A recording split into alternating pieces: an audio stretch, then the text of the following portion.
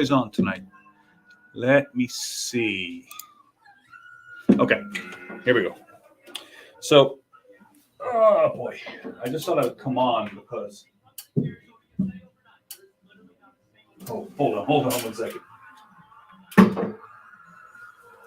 So my daughter's about to go to sleep, and I thought I would just come on and say hello. But I don't know, even know if I'm going to broadcast this. How do I sound? Millennium Falcon. Is it? I'm not actually sure if it is. I know it's Star Wars, but I don't know if it's Falcon.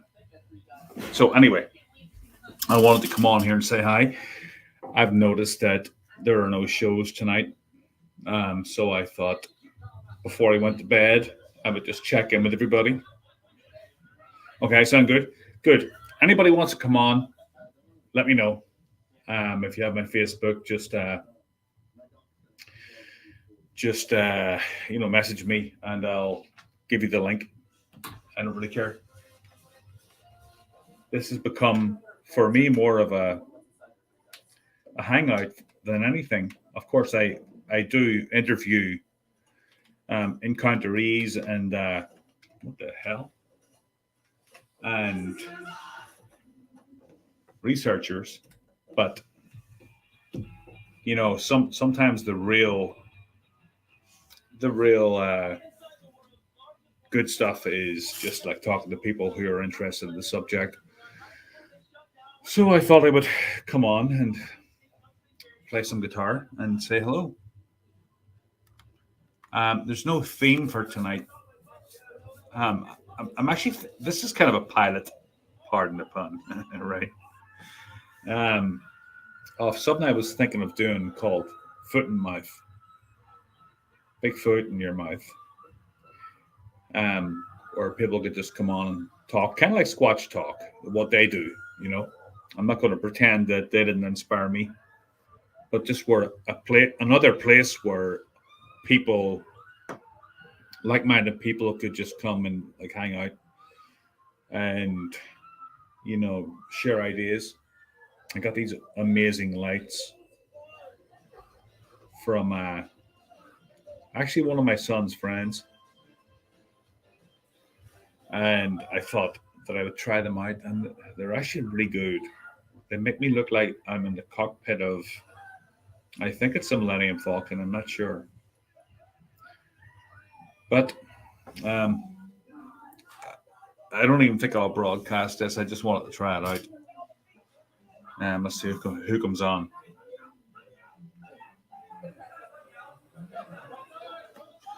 Is my face really bright? Because it seems, that's why I got these lights, because my face is like, I'm white enough. I do have a bit of color to my face, mostly red. But you see, if I take the light away, I get the green screen starts to act up. So the more light you have on the green screen, the better it is. I don't know. What do you guys think?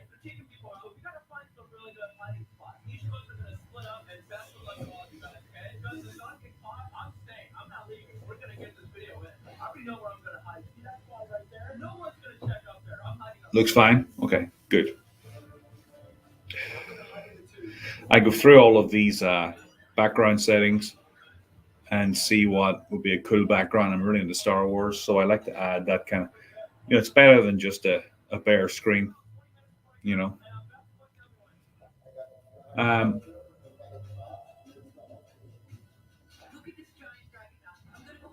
Yeah, so anybody wants to come on, come ahead. I had a great conversation with someone in my Facebook group that claims that he has proof of the potty footage. Oh, there he is. Chris knows what I'm talking about. And he said that he has proof, and that anybody that, this has been settled like 9 years ago, and anybody that, it's an X-Wing. Oh, okay. I knew it wasn't a Millennium Falcon.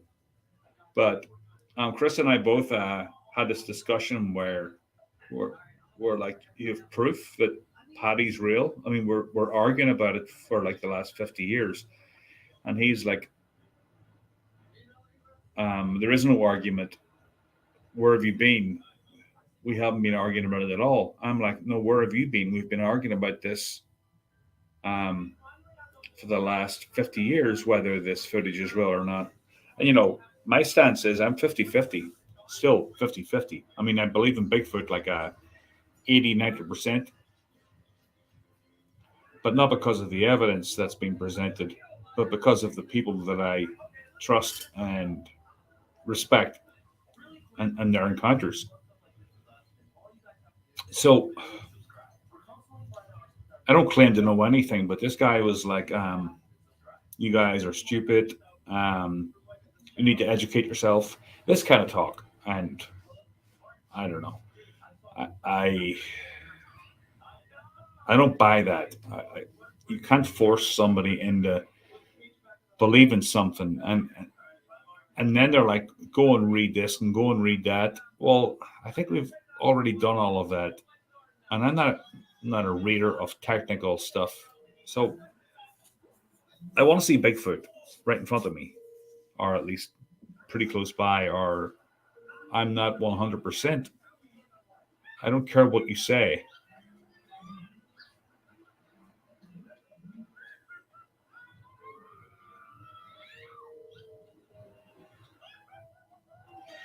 Yeah. So you get experts on either side. Experts on the side of Bigfoot are just as annoying as experts on the other side of Bigfoot, don't believe it. In fact, they have more of a case. People that don't believe in Bigfoot have more of a case. It's up to us to prove it, I think. And I don't really have any interest in proving it to the world. I really don't care. I have an interest in proving it to myself. But as far as the rest of the world is concerned, I think it would be actually a bad thing if it was accepted in the mainstream science and society and stuff. I really don't care. I think Brett from the Tall once said this, that it's kind of like ours. It's our mystery. It's kind of like, in the 80s when you discovered a band and you really liked them. And then when everybody else discovered them, they became kind of crap.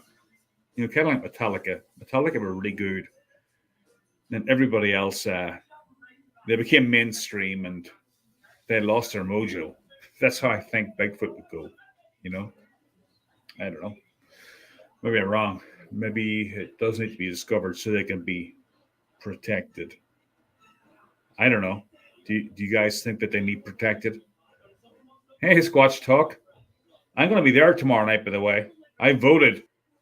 On your little poll there on 3 different points. I think you should talk about 168.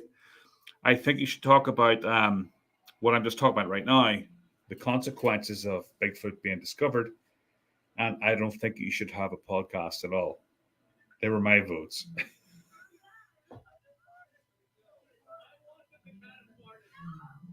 Yeah, when I say it, I'll believe it. I'm sorry.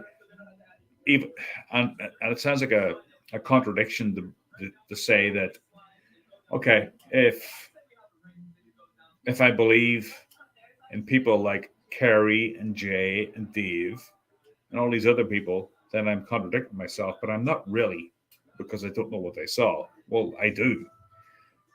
Well, I know what they told me, but God knows what it could be. It could be some, projection of some mythological, deep-seated archetype. I don't know.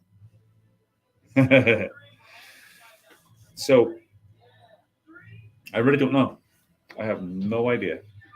Oh, somebody just texted me. Actually, it's you. It's you, Chris. So, what's my point? I just came on here to say hi. I don't really have any kind of a theme. I was hoping people would come on here and just maybe chime in. But that's one of my main things. I've always said that I really don't care if Sasquatch is discovered or not. I kind of don't. I don't really have any affinity for them. I don't see them like I see dolphins. You know, I'm not saying that I have disdain for them, but like killer whales and dolphins, I have a real affinity for. You know. Um, I think that there aren't any reported cases of killer whales harming a human in the wild, right? And probably the same with dolphins. You will Squatch Talk? Okay. Let me see. I'll give you my. I'll give you the link. Hold on. I'll just hit your. I'll send it to your Facebook Messenger. 1 second.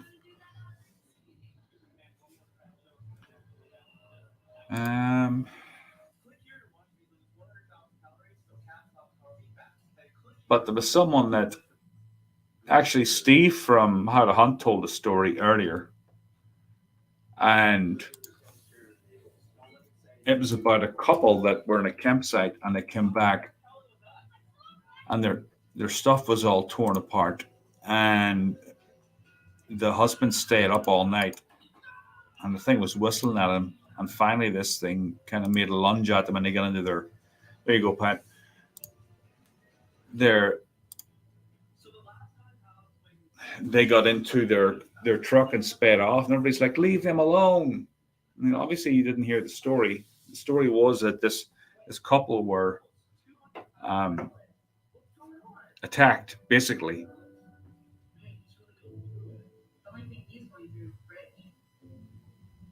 Yeah. I'm not really into like going out and shooting one. And it was. I heard Jay on some of the Squatch About's podcast earlier. I don't know if it was a new podcast. I think it was last couple of days. And he said about Kathy Strain and all these people saying that they need to kill one to prove it's real. And then in the other breath, she's saying she doesn't really care who believes in it. Hey, Will Star, you can come on too, Will Star, if you want. This is totally open. I don't really care. It's only 9:32 in Massachusetts here, so you guys can come on and chat up a storm. So, she, on one hand, she's saying she wants a dead body for proof, and on the other hand, she's saying she doesn't really care if the mainstream believe if they're real or not. And I agree with her. I don't care if the mainstream believe if they're real or not. But I don't necessarily want to kill one, not because I have an affinity for them.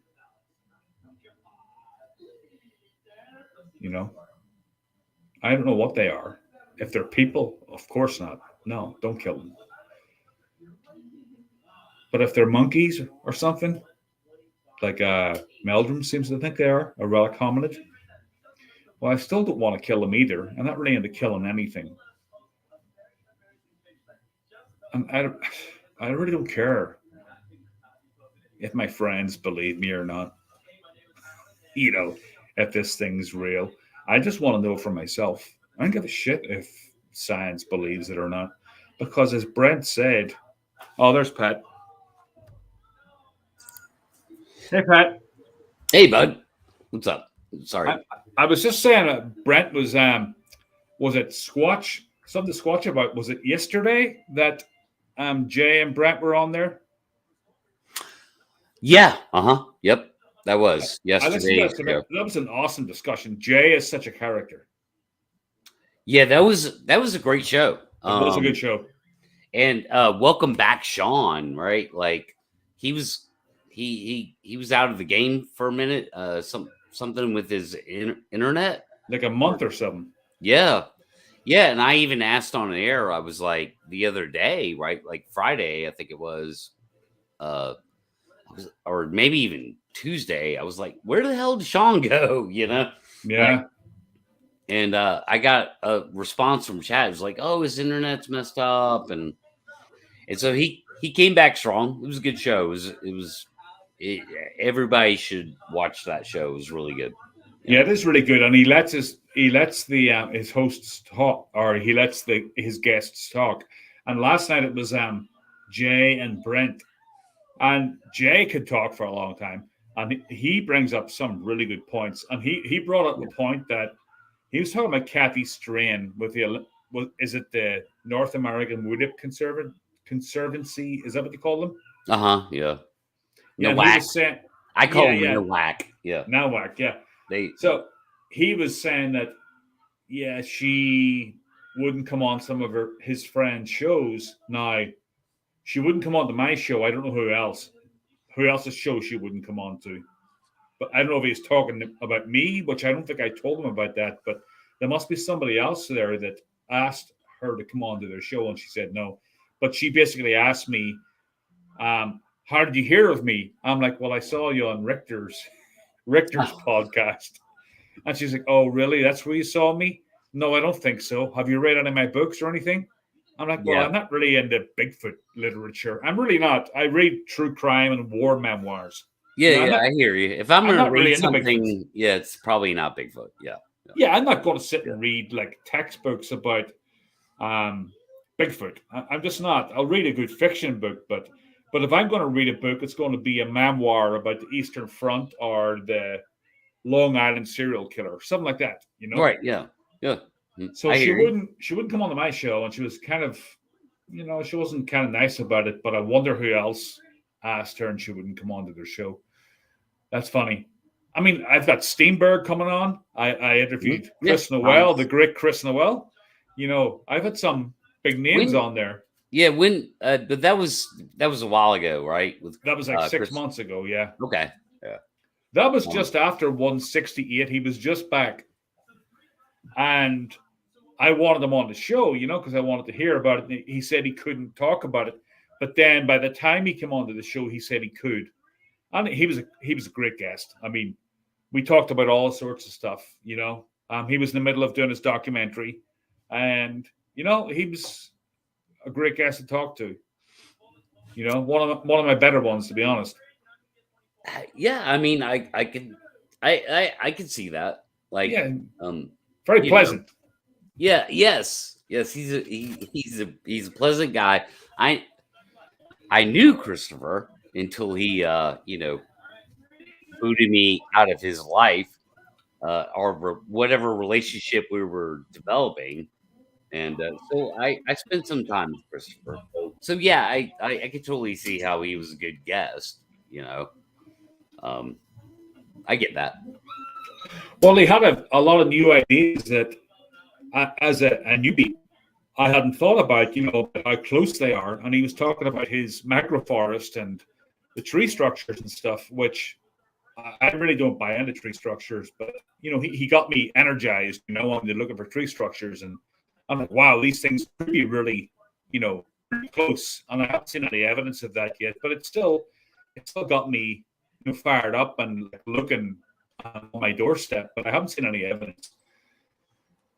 And, Dave and I was on Reddit, and some guy I'm not going to name him, but he gave me a lot of shit for, first of all, not naming exactly where we were in Oklahoma, in Kiamichi Mountains. He said that was a big red flag, that I wouldn't pinpoint the location that we were in the Kiamichi Mountains. And looking back at it, I'm like, well, look what happens when you do that, It's like the place would be overrun with hoaxers and Bigfooters. You don't want that. So, and I told him, I don't even know where I went in the Kiamichi Mountains. I purposely didn't look at street signs, and Dave is like, this is my private area. I go here. I've been going here for the last 20 years, and it's private to him. And I'm like, fine, I'm good with that. So I purposely didn't mark the spot, And then he started calling me out and all his lies. That's understandable. Like that's the one, like sort of piece of slack I will cut anybody in the Bigfoot world, no matter what they're doing. You're right. Even if I think they're full of crap, like to give out the location is to invite trouble. It's suicide. Yeah. So no matter what you're doing, you know, like that's the slack I'll cut people is like GPS coordinates. Mm. And so given that, like if people do provide GPS coordinates, then that kind of has a different effect on me. It's like, wow, they're really transparent. Like Right. they're willing to stick their neck out that far. But I can't hold it against people to give exact locales. Yeah, it can go either way. Like when I looked at Chris and his GPS coordinates, I mean, like they were right there, and I could see it on the map. And I'm like, shit, I should go up there someday and just walk around. It's only a few hours north of me. I'd love to go up there. And I asked him actually, could he bring me there? And he said he doesn't do expeditions anymore. So, yeah, well, yeah, I have a couple of people. And one person in particular that is, watches my show and participates in chat, who's right there in that area. And yeah, he messaged me the other day. He was like, "Yeah, he basically was like, I found the apple tree. I'm right there. I went up there. I found that exact apple tree." And I know what you're talking about. Wow, really, dude? Holy shit! Yeah. Yeah, I know who you're talking about because he's mentioned it in chat. Yeah. So that was kind of funny to me, but yeah, dude. I mean, as far as like that, again, man, that's the one piece of slack I'll cut anybody, man. Is like, it can go either way, like you said. It could be bad, it could be good. If you give out GPS location, it depends. It's all situational. I'll say there's a time and a place where you should give out GPS, and a time and a place where you shouldn't. Right. And there's blurry lines in between. So I think that's fair. So what's your show going to be on tomorrow night? Have you decided? No, I haven't. I need to check the poll. It's all about the poll. This is a democracy. The people get to decide. But it'll probably be all 4 subjects. It could easily be. You're right. It could easily transition to all 4 subjects. That speculation is not out of the possibility. You're right. Yeah, the gathering you've gotten now, it's went from like 3 people to 6 people. It's going to just keep growing. It's going to be too small to cater everybody pretty soon. Yeah, people that want to come on to the show. So, let's see who we got on here. We got Bullet Tree, who is Chris. Timmy Boy. I don't know Timmy Boy. He's on my chat a lot. Timmy Boy's on your chat a lot too. Yeah, he is. Does he ever come on the camera? No, I've never had him on the show. No. Five Head also. He's always on my chat, and he's always on Dave's chat. Now, Dave is. Do you know Dave Wilbanks? He's from Oklahoma. Mm-hmm. He's been at this for years. He's been on a couple of your chats, but I'm surprised he's not on here tonight. He's my partner on the Into the Void show, and he was one of the only white people to see the casino footage. You hear of that? I don't. I'm not familiar with that offhand. There's a lot to keep up with here in the Bigfoot world. I know the casino footage is like some tribe called the BFRO, and Dave was one of the investigators brought in. And it was like a grease trap in the back of the casino. And they got it on security cam. And this thing came out of the woods and walked up to the grease trap. And they figured out it was 9 feet tall later on. And they brought the BFRO in to figure out, what the hell it was. But Dave said it was like there's nothing else it could have been. They went out and measured the lamppost that was beside the grease trap. And it was like 9 feet tall. I'd have to see that, and well, you can't see it. They locked it away. He's one of the uh, only people to see it outside of the tribe. They didn't want any dumb Bigfooters like traipsing around the property, so they okay. Well, they put then it they put it in the I'll vault. say this. I don't take their word. It was 9 Right. feet tall. I don't take their word. It was 9 feet tall. If they cannot provide the methodology of how they came up with that, and none of that's documented, and it's just a story. No, Well, no, I don't believe. I Dave don't went out. believe any of it for a minute. Not a Dave went minute. out there and measured it. I don't care. I want to see it. Okay, I hear you. Yeah, I want it to be public. Right. So you don't hide behind a wall of, well, just trust me, it was 9 feet tall. Like, I don't trust you, it was 9 feet tall. Okay. Not at all.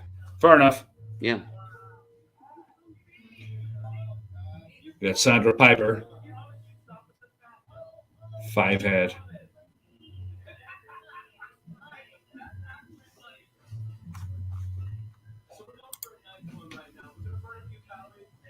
Yeah, I'm not too sure. It was just west of Oklahoma City. I'm not sure exactly where it was. Yeah, that's what Dave said to me. He went out and measured it. It was 9 feet tall. That is pretty crazy. And maybe it was. I'm not saying it wasn't.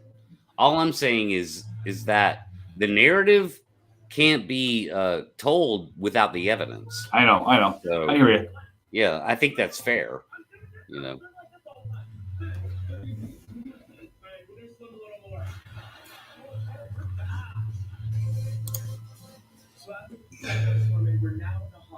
Right.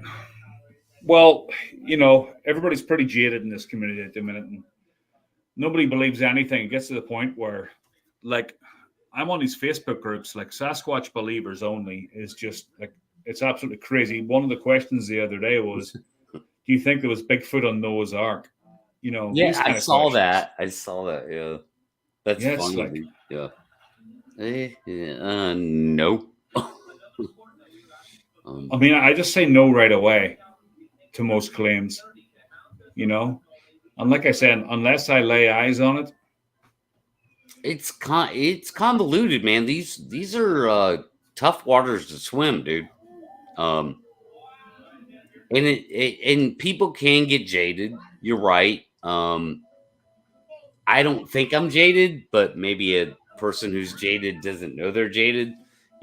I just try and be as objective as possible. That's it. Yeah, I'm jaded after 2 years. Oh God, 2 years, bro. I've been here for 6. I don't feel I'm jaded. I wouldn't describe myself that way. Now, if Leon wants to say I'm jaded, then I might listen to him and go, okay, right, I'll hear you out. I just call balls and strikes like I see them, dude. And I'm pretty good at that in life. Like, that's worked out well for me in life. Like, right from wrong, good from bad, truth from fiction. So in the Bigfoot world, it's kind of low-hanging fruit to me, to be honest with you. It's pretty easy to sort out real from not real, good from bad. Did I see I don't know if it's the same one, but did I see from Phil a debunk of the Australian thingy footage, Yowie footage? Was that the same footage? Or was that different footage? It was the okay. So I think it was different footage, but it was still the colored palette thermal, where there was a claim of and it was from a distance, right? Yeah. It's funny how Phil put it. Is that he said, well, all they claimed is a bipedal figure came into the shot and came out. They never claimed it was a creature. They never claimed it was a Yowie. That was freaking hilarious. because he pointed out it's just two people. That's it. Was it the same guys though? Yeah, same guys. Oh, that looks pretty bad. Yeah. So, yeah, I mean, inconclusive at best. I mean, those guys and those Yowie guys, inconclusive at best. Yeah, I've yet to see any footage that even I think Brent was telling me that even what's his name, who I thought was pretty legit. What's his name, Dodson. He was telling me stuff about Dodson that I didn't know, and that was pretty much of a letdown because he's one of the only people that I thought had actual real evidence that the Bigfoot that was going up and down behind the bush. Yeah. And then he had a rock throw. I'm like, oh God. Who is telling the truth? Yeah. Like I said, bro, I mean, these are tough waters to navigate sometimes, it's, for me, it's become like you really got to get to know somebody. You have to vet them, Yeah. And really get to know them. And even then, man, it could be tough. So, yeah, I've had some people on my podcast where to start that I know they were full of shit. Looking back at it, yeah, I'm like, man, they're still up there, but I'm not going to take them down. Maybe I should. I don't know if I should or not, but there's some interviews I've done that I don't believe, and they're still up on my YouTube page. I'm like, well, what do I do? Do I just, because I think that they're full of shit, should I just delete the episode? I say no. Like, my instinct is to say no. Like, you should never delete an episode of what you did on your channel, unless you came across a criminal or something like that, right? Right. Like, oh, I didn't know who this person was, and it turns out they were like a criminal, and maybe then just delete that.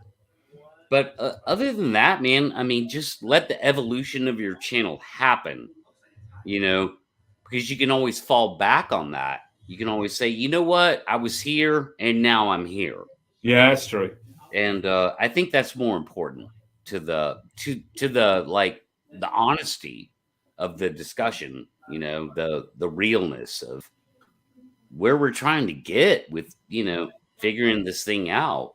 It's okay to say, hey, man, I used to be here, but now I'm here, Yeah, old Trey. I hear you. Or Chris. Yeah, it's something to look back on and maybe get educated by. I don't know. But at the very start, I was like, shit, I don't really have any guests.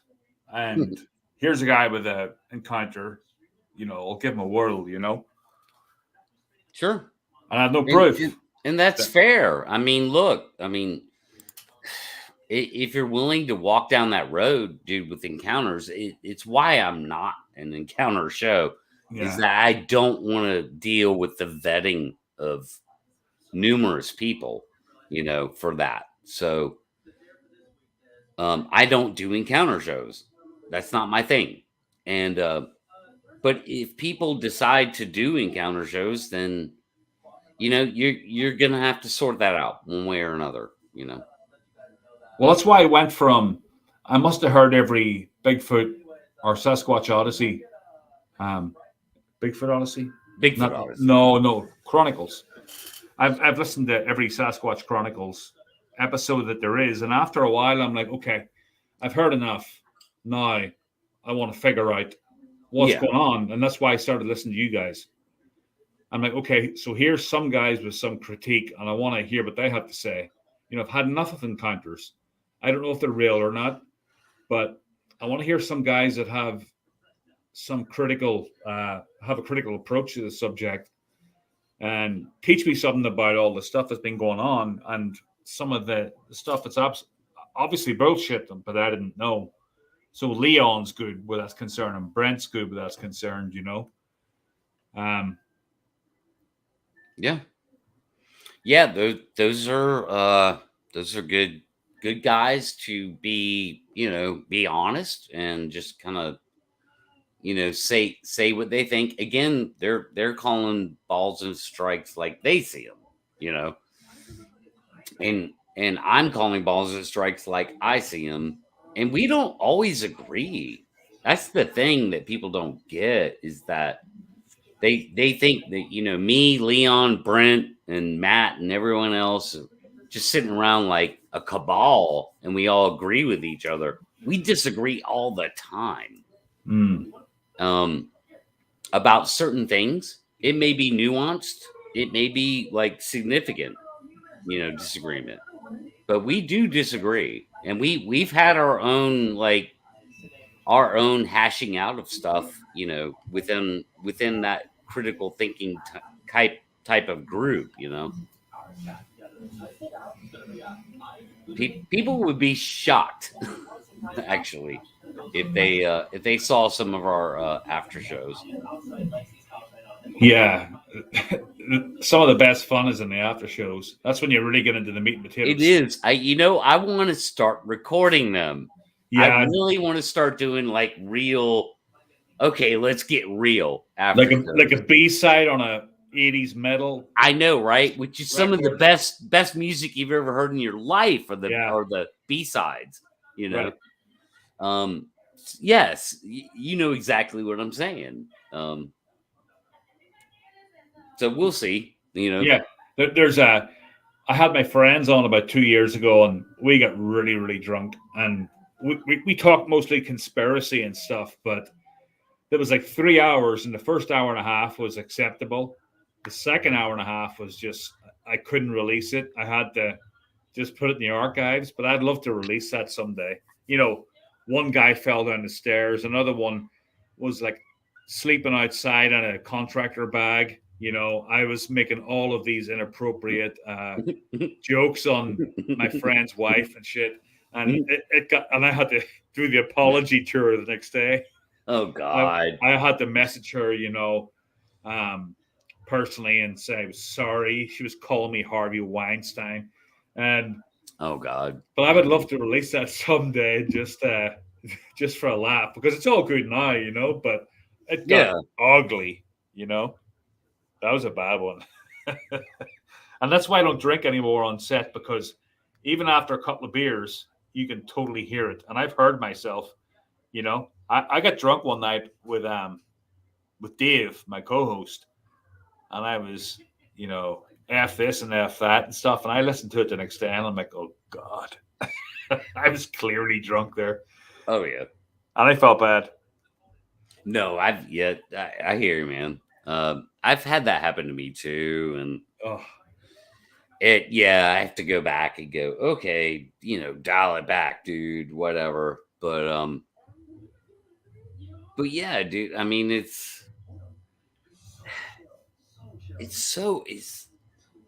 really interesting, like kind of what is happening. And dude, I love your show, Cornell. Like when I found it, I was like, okay, I think this is fair. Like I sensed fairness in you, and that always attracts me, dude. Like the reasonable fairness. That's all I need to get on board. Right. What the hell's what was that? Dude, you got some kind of like screaming women in the background on the video. My daughter is watching TV, sorry. Honey, turn that down. She might be sleeping. Like, hey, she's watching Darman. What's going on at Cornell's house there? Yeah. I got a couple of women chained up. Well, who doesn't?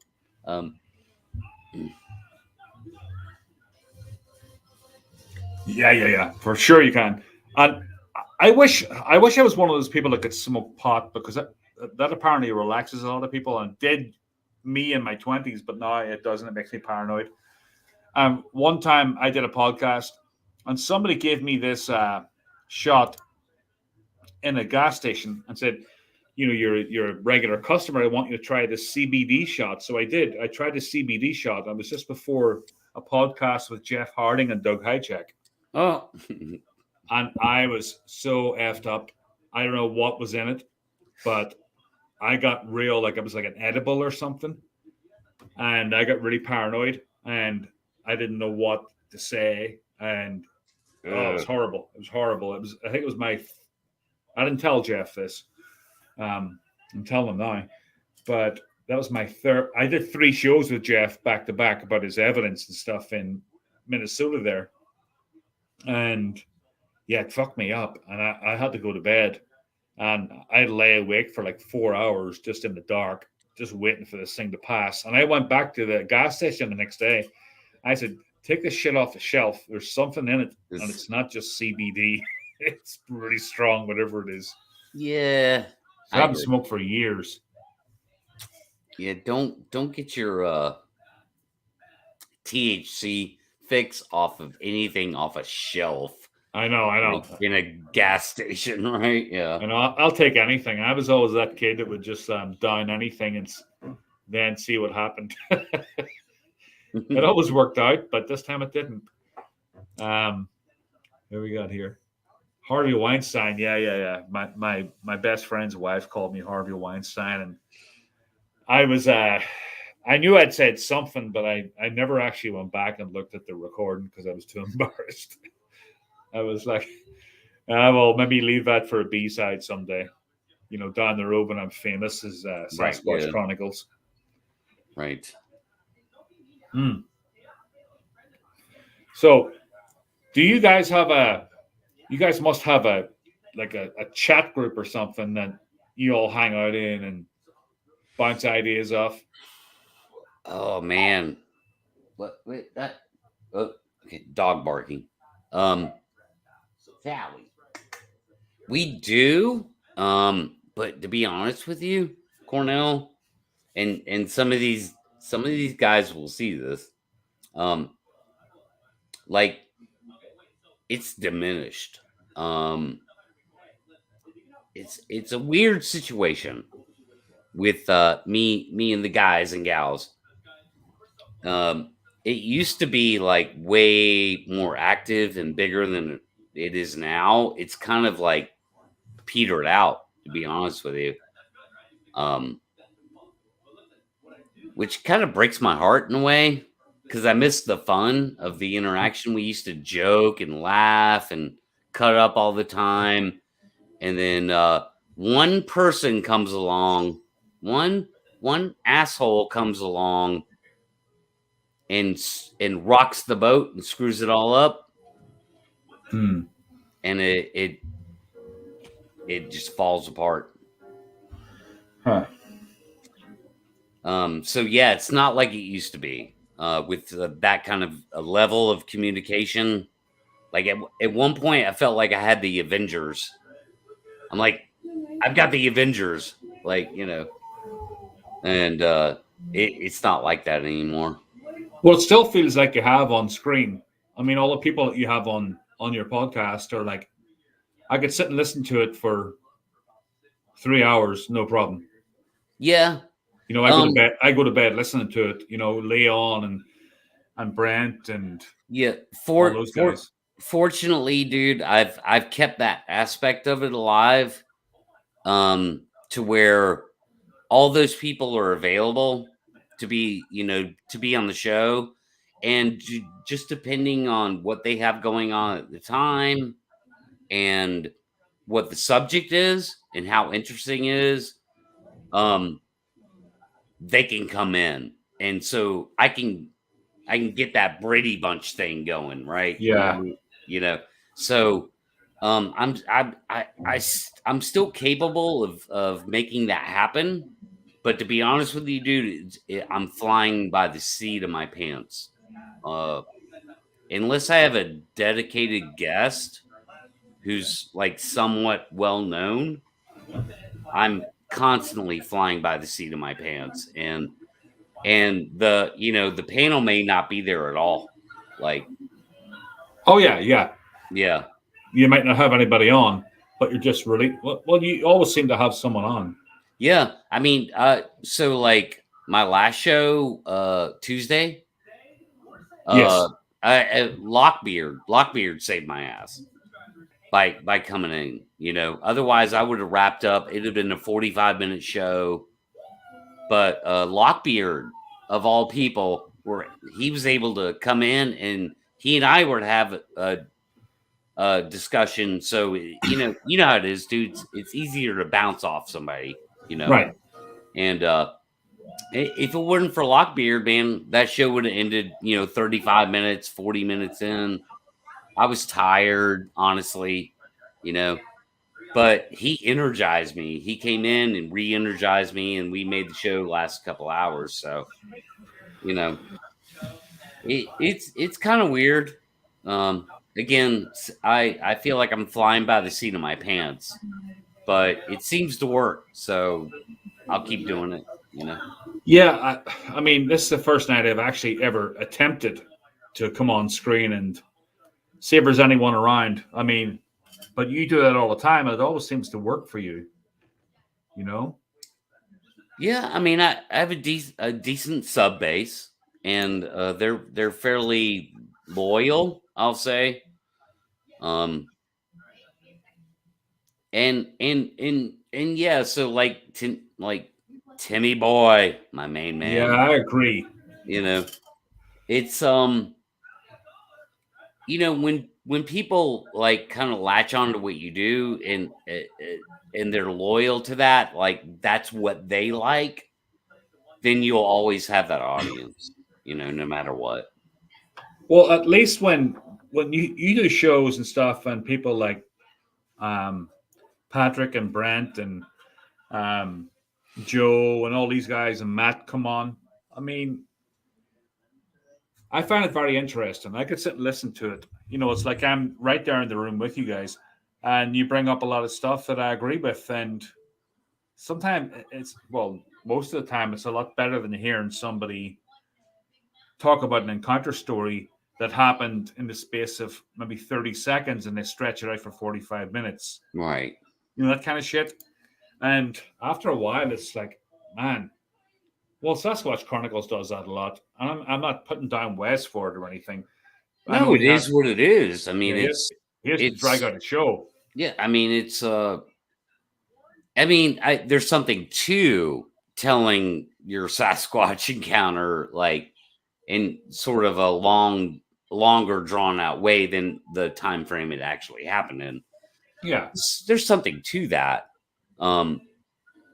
And that's fine, dude. I mean, obviously, dude, Wes isn't hurting. Like it's everybody loves a spooky story, right?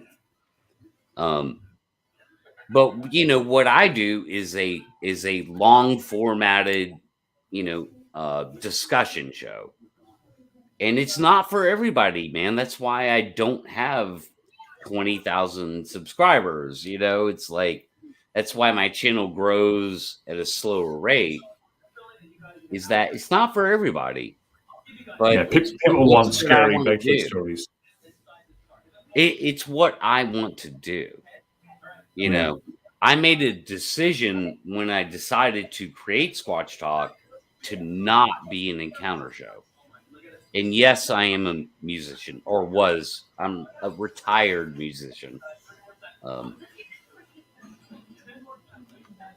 Ola Tree's one of my he's on my Facebook page, Bigfoot Canada, and he's one of the more rational voices on there. Oh, cool. He gets to post without having to get what's the word for it? He doesn't have to go through us to post anything. He can just post something, and he doesn't have to go through the moderators. He can just post freely. There's only a few people that can do that, but I know that he's not going to post a bunch of crap. Well, I'll have to check his channel out. I'll go back and pull it up in chat. I don't think he has a channel. I think he just goes to our Facebook page. Oh, okay. Yeah. Gotcha. Right, Chris? Well, send me a link. You know. Yes, Bigfoot Canada. We have the prettiest. Well, the lady that created it, she's a Russian Canadian. She's probably the prettiest girl in Bigfootery, bar none. But she's very nice. Yeah, no channel. We have Ilana. She changed her last name. I can't pronounce it, but yeah, she's from Russia. But she created Bigfoot Canada, and she's very cool. Well, send me links sometimes. Yeah, I will. Yeah, these sound like interesting people that I'm just getting to meet, and that's how it happens. Yeah, I've noticed it's this branching out. It's a slow branching out, dude, of meeting new people that are interesting, maybe like-minded. It doesn't mean we have to agree on everything, but like-minded means something, right? You know. Yeah. So yeah, I'd be interested in meeting a Lou 69 tree, a Lou tree, as you might say.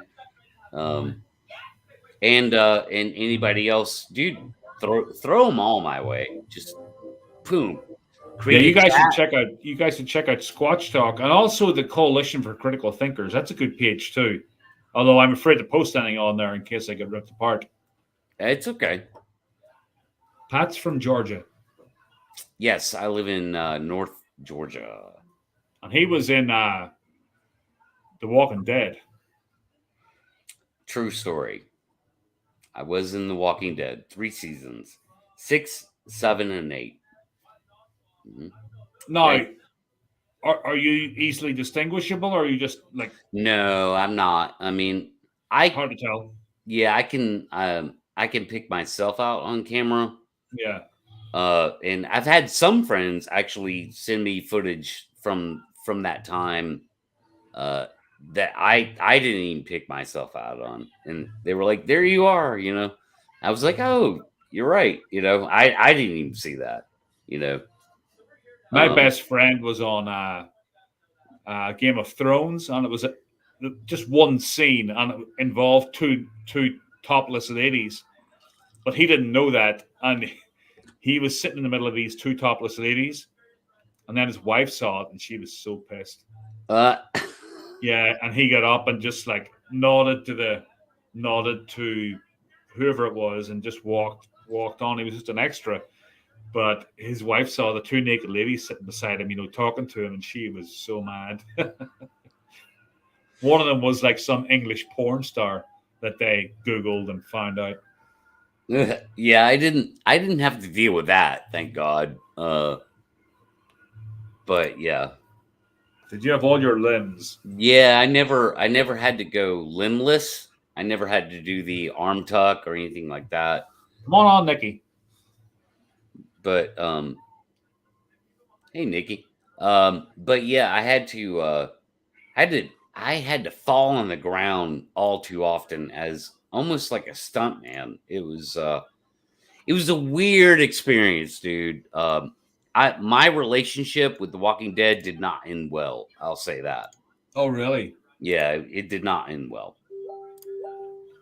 It was just it was too much dangerous situations that they kept putting me in, and as with no stunt pay, no freaking stunt pay, man, you know.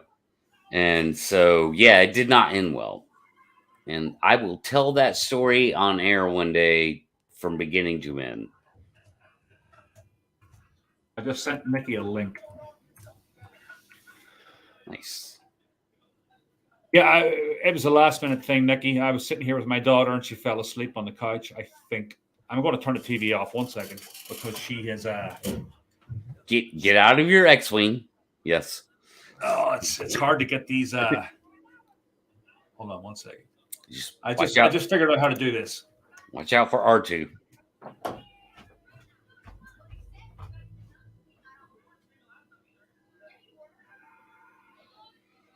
All right.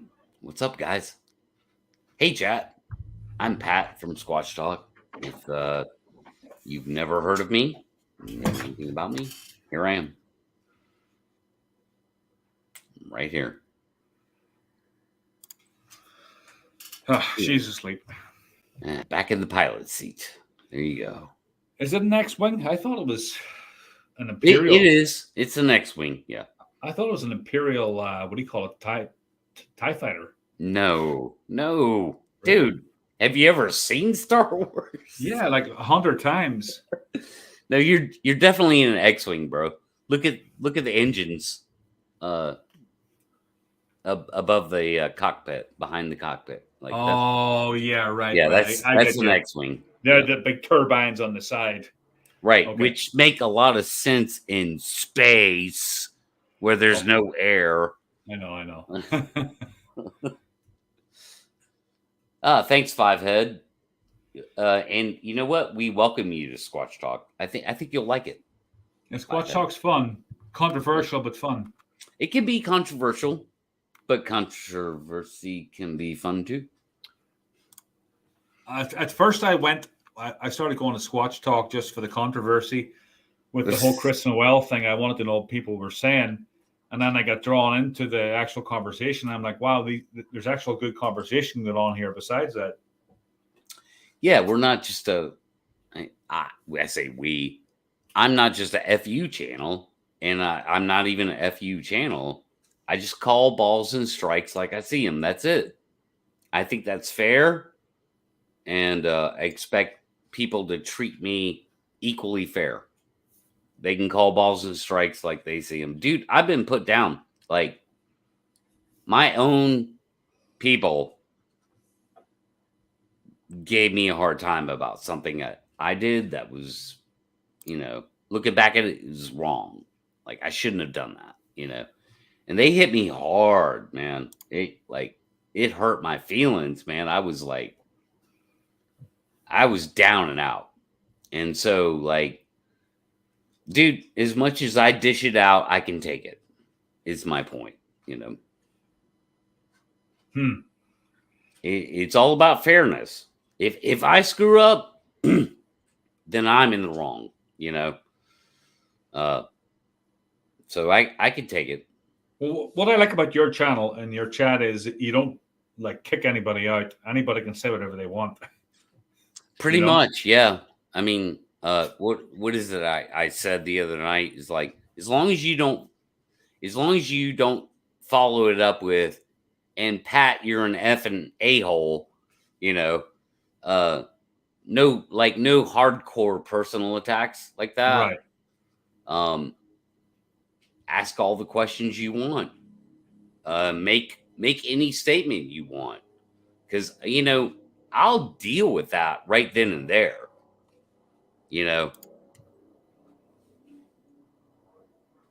I have an opinion. Do you want to hear it? Yes. So, in my opinion, Politis sort of cherry picks information, and he leaves a lot of information out from what I've been able to research about stuff that so he just creates a false narrative over these disappearances. And basically he's a fraud. So that's my opinion of Politis, is that he's a fraud.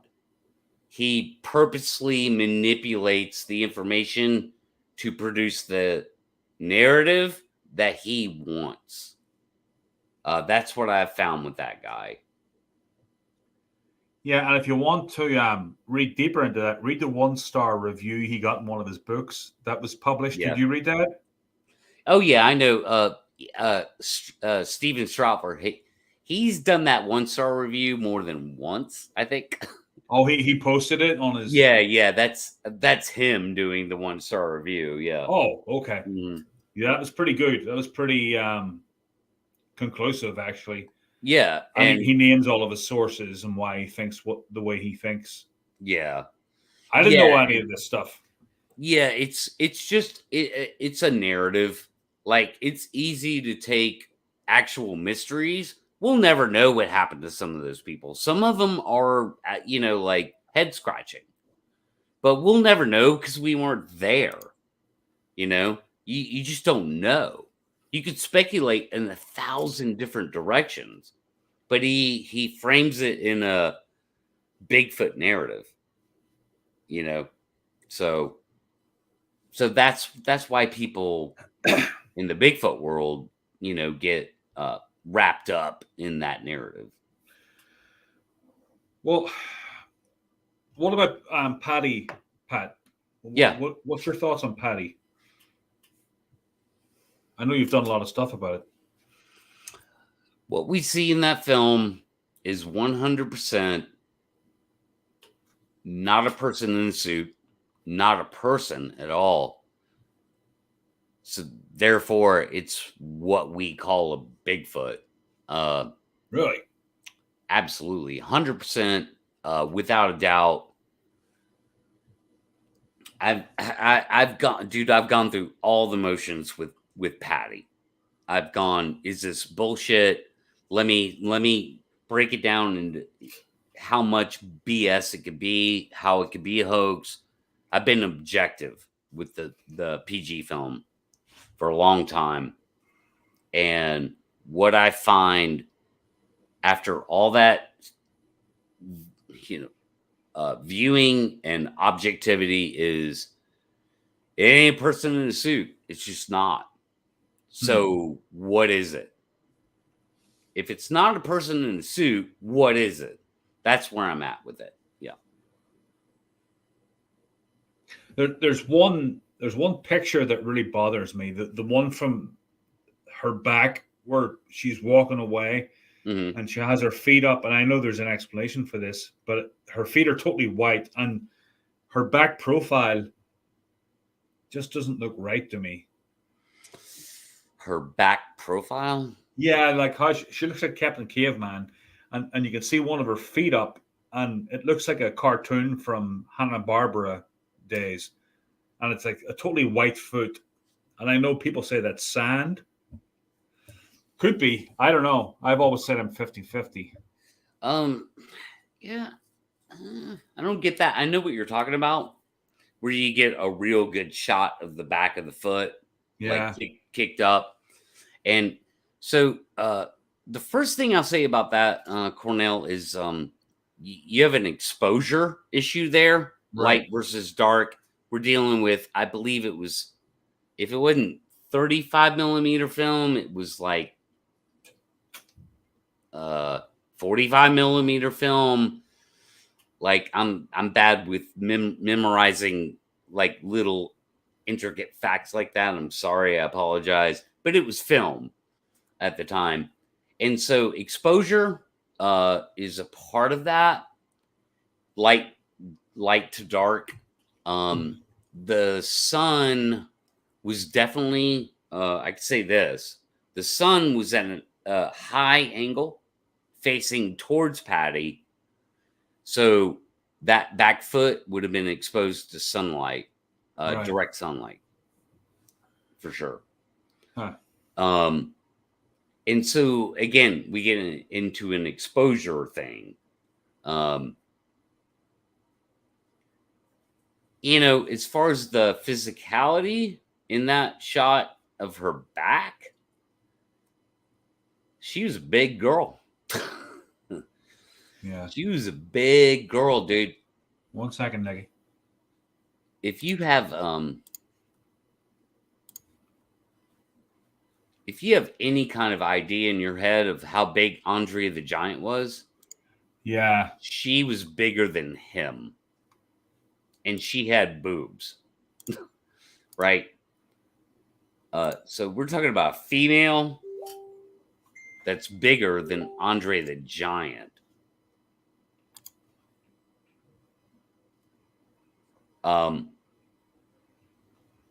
She was huge, dude. Her shoulders, 3.5 feet wide, maybe 4 feet. Now, have you seen a Bigfoot? I've not. I've never laid eyes on a Bigfoot in real life. No. Have you ever heard that story? Well, I actually did an interview with him the bow hunter that had that screaming in the woods and came across all of these trees that were snapped and stuff. The black guy. You ever come across that? He's from Georgia. I'm not sure what you're talking about. No. Yeah, he's in one of my interviews, and he came across this area that he hunts, and there was this screaming. Dave said it's a fox, but man, it's so loud and it's terrifying. It just sounds like it has very big lungs. Yeah, and that's the thing, big lungs. I can relate to that. So I have had 2 possible encounters. I've never seen a Bigfoot, but I heard a scream one night, and again, I'll say it had big lungs. Whatever I heard screaming that night had big lungs. It was no fox. What I heard, no fox, no way. So I get what you're talking about. Yeah. Well, I was listening to Pat's, not Pat. You got it? Oh, Nikki got it. I was listening to Jay's story today on his encounter on Brent's channel. Right. And he said that the Sasquatch looked like a human female, just with like hair and stuff around it. Yeah. I thought that was terrifying. Like, the more it looks like a human, I think the more terrifying it is. You know, if it looked like a monkey, I could kind of, see that. But he said it was like just a Caucasian woman, just with all of this hair around it. That's what he thought it was at first. That scares the shit out of me. And I'm not sure what that's about, right? I mean, almost everybody reports them with hooded noses, so that right there is a very human feature to have a hooded nose, as opposed to an ape nose like a gorilla or a chimpanzee, which is not hooded. It's like pointed almost straight up in the air. I don't know what Jay saw that day, except a Sasquatch, and I don't know how to interpret it as what he's saying. A Caucasian woman. It's like I can't be there to see it, so I just have to go off what he said. There you go, Nikki. I sent it to Pat like 3 times because I had his page open. Oh, do I need to pass it along to her? No, I got it. For some reason, your messenger was up. There she is. Okay. And I just kept sending it to you. I don't know why. There it is. Did you figure it out? Yeah, I got it. No, we didn't figure it out, Nikki. Where are you at? Where am I? I don't know where I am. I'm just trying out my new lights tonight. They're pretty cool. That's good, because I need new lights. My whole setup just got thrown back up because I wasn't ready. What's good with lights is that if they face you, your green screen becomes more solid. That's one of the best things. Yeah, for sure. Like, I haven't adjusted any of the lights or nothing because I wasn't planning on coming on tonight. Yeah, and this damn microphone, it's a blue Yeti, and I want to get my Shure SM58s back, but they don't hang up and look cool like this. They just sit on the table, but they sound better. So I'm going to get them back into the picture. So, what's the plans for your channel, Nikki? Who have you got coming up?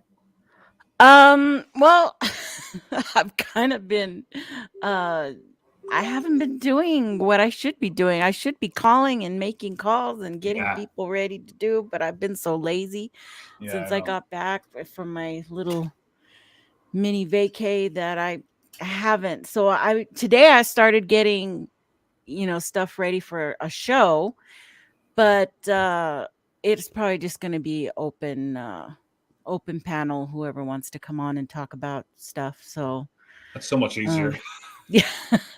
Yeah, I'll have, pictures and stuff ready to go, but I couldn't get my printer to work today. I don't know what's not communicating, and I like to have hard copies in front of me of everything. So I'm like, oh gosh, so frustrating. Well, people like when you bring up the videos and stuff like you have with Rick Dyer, you brought up the video of the Bigfoot outside the Oh tent yeah, and stuff. People yeah, like to see that shit. yeah. I usually Right. try to have all that and whatever backstory comes along with the pictures, because a lot don't have a whole lot of backstory, which is also a big old red flag. But As always, right, Nikki? yeah. Well, yeah, especially with encounters. I mean, you just have the person's word on a story.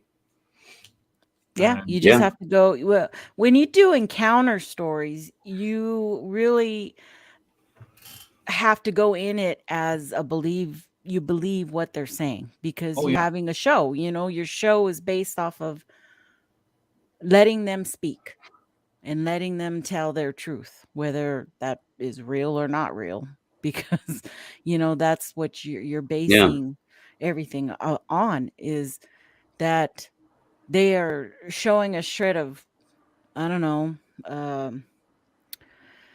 integrity, that they're telling the truth, and you want to believe them, so you let them speak.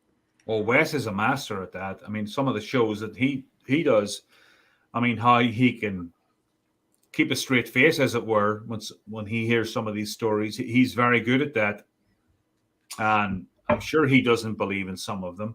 Yeah. Yeah. He does his best. He vets them pretty well, I'll say, over the phone and stuff beforehand. Yeah, because I mean, I straight up asked him one night. I said, dude, out of how many phone calls you have or emails you get in a week, what's the percentage that you think is like true versus like you're like, this is bullshit? He was like, these days it's not a lot of bullshit. It was a lot more back in the day. I got a lot of bullshit like emails. He says it's not that much these days. And I was actually surprised by that. I figured that he would say there's a lot of BS even today. But no, he told me, he was just like,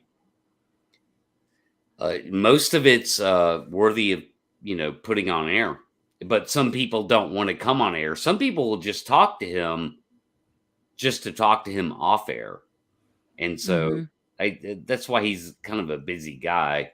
But yeah, I was surprised by that, actually. It's going to be really hard to prove or disprove, because you're not there. You weren't there during the encounter. So, yeah, it's a you're lot just of the taking it sensational on stuff. value. Well, the way that you vet it is when they go on to other shows and tell the same encounter, and it's different. Little details. They go on to say, where's the show? Then they go on to Bigfoot Odyssey. Then they come on to my show, and the details change every time. That's what raises a red flag. Yeah. Well, the people that I personally know that have been on Wes's show have never changed their story. No, right. Not ever. Like, not even a little bit. Yeah. If you listen to Jay, you listen to Vaughn. Oh, was Jay on Wes's show? Oh yeah, Jay was on Chronicles. I'd love to hear that story in its entirety. Do you know what number it was? Yes, I can find that number. Yeah, link it to me. Yeah, I can. Yeah, I can get you that episode. Yep. Yeah, I've wanted to hear his encounter. I know he did that thing with Brent, but he didn't sit down and tell all the details. He was more just talking about it as they were hiking and stuff. But I want to hear his story, fully. I want to get him on my show, actually. And I don't want him to have to go, because this is something else I've thought about recently, is having these people on that were traumatized, and then I bring them on my show and they have to relive it again just for my entertainment. So I want to make sure that they're okay with it. You know what I mean? Yeah, to be honest with you, Cornell, I don't think he'd want to do an encounter show. Really? About his story? No. He's pretty much said that recently. Yeah, I think he has, actually. Yeah. But I mean, he's up for discussion. Yeah. He's up for discussion. He's up for he would touch on his experience. Yeah. You know, like you may have seen him do on my show. And we're talking about Jay Birch, by the way. Jay Birch. What's his channel again for 5head here? Bigfoot and barbecue and camp out a camp. I Can't can never remember remember Bigfoot his and barbecue. cookout. Yeah. Oh my God, Yeah, I think you're right. Like Bigfoot and barbecue and cookout. Yeah. We'll link it. We'll link it So in the bad. description. Yeah. Yeah, I'll link it for you. I'll link everybody's shows here in the description. After it processes, which takes like 24 hours for some reason. Bigfoot, barbecue, and camp. Hold on. Camp cookbook or something like that. The whole, it's so long it won't come up in the description. Sorry, Jay. Sorry, we can't remember your channel exactly, bro. It's kind of a long name. Yeah. Yeah, the first like word, mine's long too. Yeah, yours is kind of hard to remember. Somebody gave me shit for my channel name today because I just release stickers just to pay for stuff like friggin' StreamYard and stuff. And what do you mean there's no such thing? I'm like, it's a play on words. It's something my grandmother used to say when I was a kid and I was afraid of banshees. You know, I'm not saying there's no such thing. It's just a term we used to say when we were kids. I liked it. I like that name. Who am I hearing? My Facebook notification. Sorry. Oh, you're popular. I get like 2 of those a day. Did I leave mine? I'm not. I'm not. I told you I'm not popular. I'm turning Just something that came about. So yeah, I was listening to Jay and Brent last night, and Brent he's funny to listen to. He has his ducks in a row when he starts talking. I don't know if I could just roll like the way he does. I would have to write shit down to cover all of the points that he does. I mean, he will sit and do like a video like 20 minutes long and not look down once. Who? I don't know how he does it. Brent. He's talking about Brent. Oh, I'll say this about Brent. In the past year, Brent has become extremely refined. Yeah. Like he has refined himself. Like Brent's always been Brent. Don't get me wrong. Like Brent has been Brent since the moment I met him, you know, like Brent is Brent, but he has refined himself. I'd say even over the past 6 months, even better. He is extremely persuasive and articulate in how he talks about these things in a way I wish I could be. Like I do it the way I do it, you know. But Brent is very refined. He's good to have on. He's good to have around. No doubt. Yeah. I got to know him because he was not talking shit, but he was debunking somebody that, and I'm not going to mention them, somebody that I believed in. And I'm like, what are you talking about? This guy's like totally legit, and I got into it with him. But he was very graceful. He wasn't argumentative. Oh yeah. He doesn't get nasty or anything. Yeah, then I found out that, maybe he's right. So I messaged him on Messenger and said, listen, dude, I apologize for being, argumentative, but what do you know? That kind of way. Because I want to know. I don't care if I like them or not. If they've got something, and if somebody's got some information about some kind of hoax going on, I kind of want to know. I'd rather know. Yeah. And that's how I got to know him. I remember Brent when he would argue with everybody. He was on all the Facebook groups and he would just prove it. Why? He was always the one that would start up the questioning, and not probably in the best time, Yeah, well, you got to have that. But no, he has refined himself to like pinpoint like objectivity, like really fair. I love where Brent is at right now and where he's going, for sure. Yeah. He's good. He's good for coming up with some really good questions, you know. Mm-hmm. And he has great responses too. Again, like he's starting to articulate things in a way that I'm like almost jealous of. I'm like, damn, Brent, God, you said it better than I did. You know. Now, what about this kid Sean? He came out of nowhere, right? Yeah, pretty much, man. He was just there one day. He did. I can't help but to feel responsible for that. Okay, go ahead, take the glory.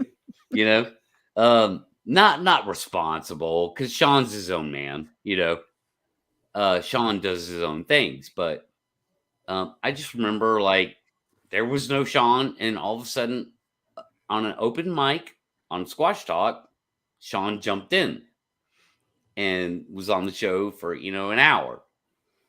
It's like, hey, like, cool. Who's this guy, Sean? Man, he was in chat, and now he's here. He's on air talking to us. And next thing I know, man, he's doing a show on YouTube, and that's fine. I'm not trying to say anything other than we love having Sean around. Oh, Sean the show's good. I like listening to it. You know, he's one of the friendlies, I'll say. He can be kind of quiet though sometimes, but he's always listening. You know, he doesn't have any choice when he has like Brent and Jay on. I don't think or he has much of a choice. Leon tends to take over any show. He hit a home run last night. Was it last night? Yeah, I think it was last night. Yeah, I think so too. With Jay and Brent. Yeah. Mm-hmm.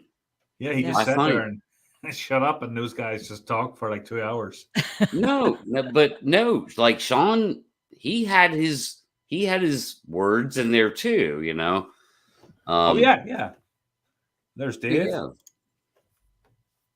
Dave from Bigfoot and More is my I'm not going to say co-host. He's my host. Host. My daughter's starting to roll around in bed. What's up, Dave?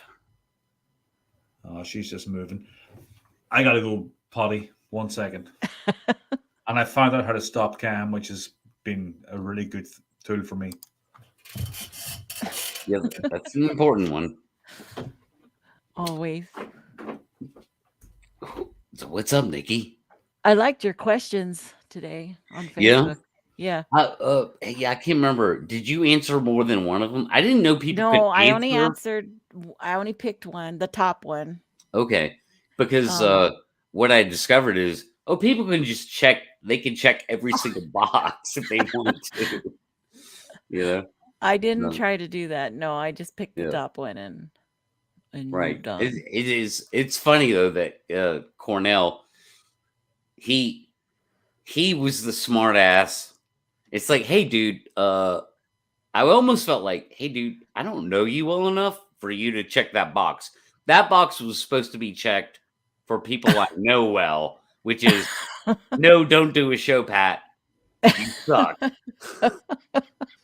Oh, man. So I was on the fence. I was like, is Cornell a friend or an enemy? Are we best friends now? and now I'm on his show.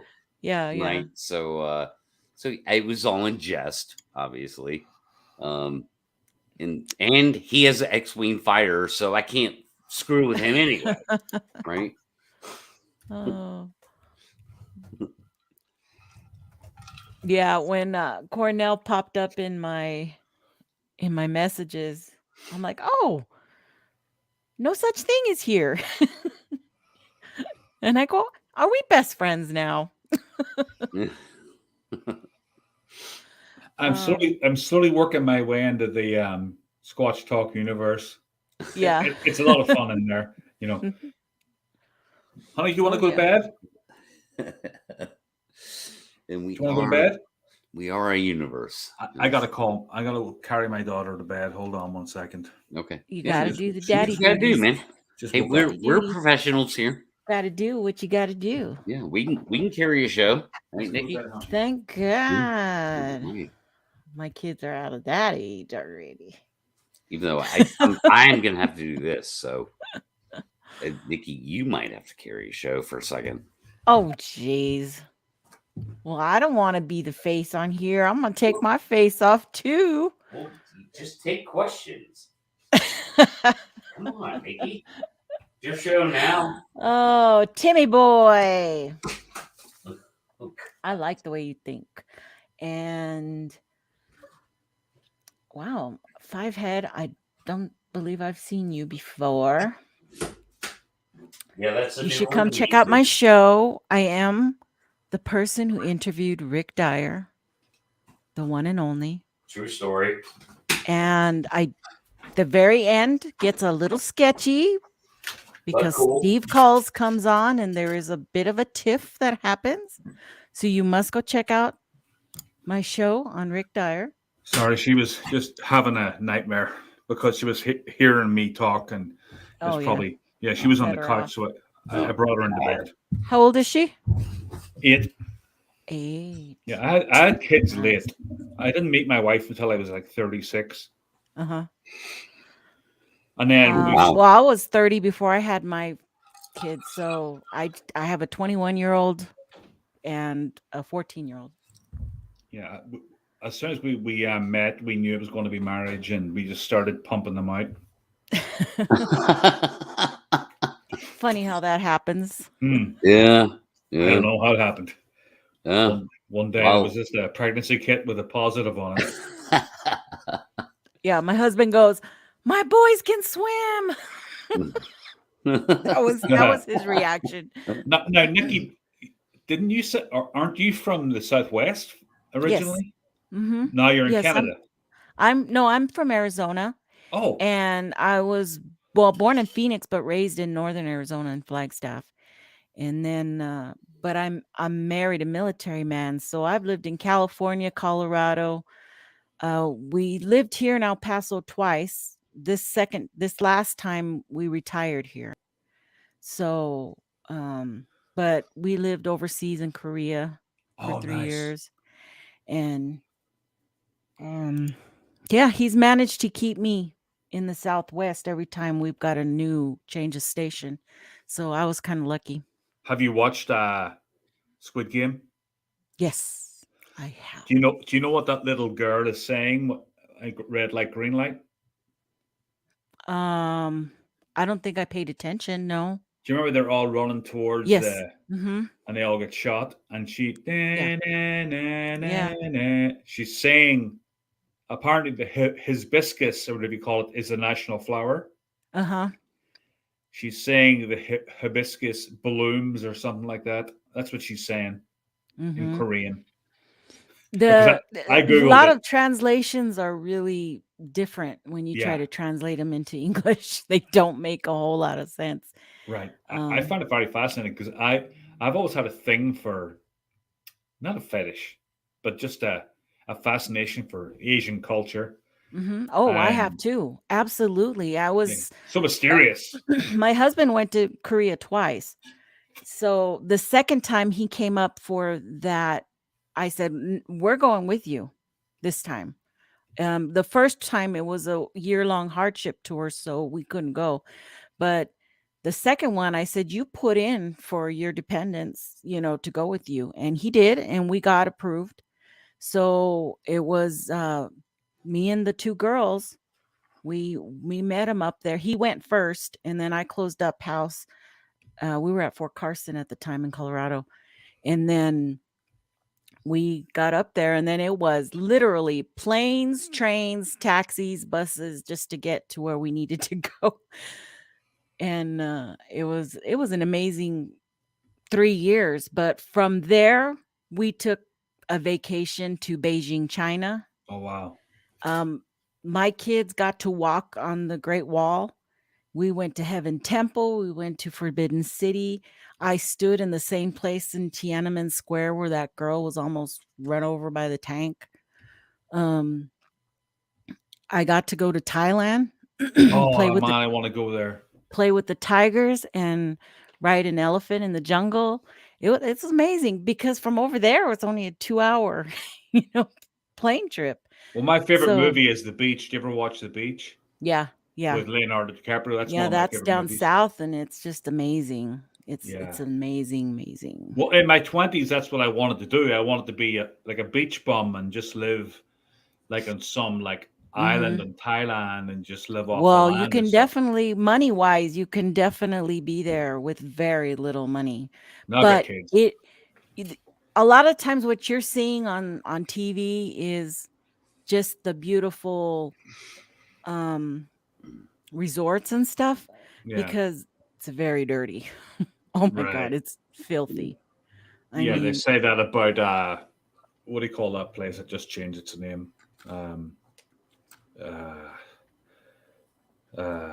the fuck do you call it? It had what do you call that place that's having all of the problems right now? Very Buddhist country right beside there. Vietnam, Cambodia. No. Hillary Clinton was just somebody help me out here.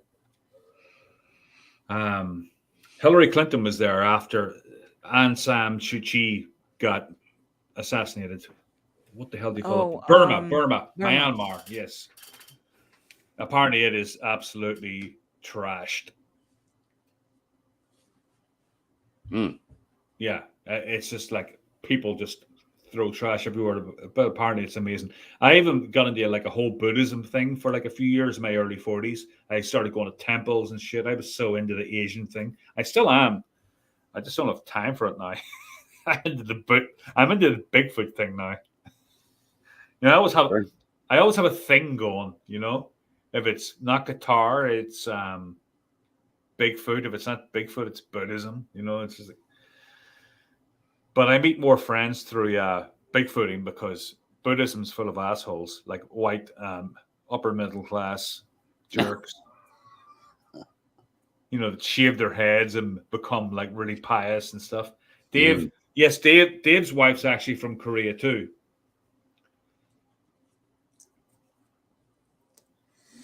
That is interesting, though, to me, Cornell. You know, that you kind of bring that up. And so you say you're new to the Bigfoot world, and I guess you are. Yes. What, couple years into it? Well, I mean, I was always open to everything. I mean, when I was a kid, I was like into astrology and astral projection, and I was in a couple of cults as well. So I was always very open to like alternative thinking. And then when I came to America, I watched Joe Rogan for years and years and years. And I was like, I should start a podcast because I used to be in journalism when I was, you know, in my 20s. I wrote for a magazine and did like feature articles on things like Satanism and animal cruelty and the Algerian genocide, all these different like out there topics. Heavy shit. I was always open to things like the supernatural and stuff. And then when I came here, I love the outdoors. And then I started interviewing people in a kind of like a poor man's Joe Rogan style. And the most interesting people that I had on were Bigfoot people. And I'm like, wow. And it involves the outdoors too. So I'm going to have a look at this. And then I got really into it. And then I started talking to people and they all seemed really cool. Like the first Bigfoot guest I had on was Crystal Panic, and she's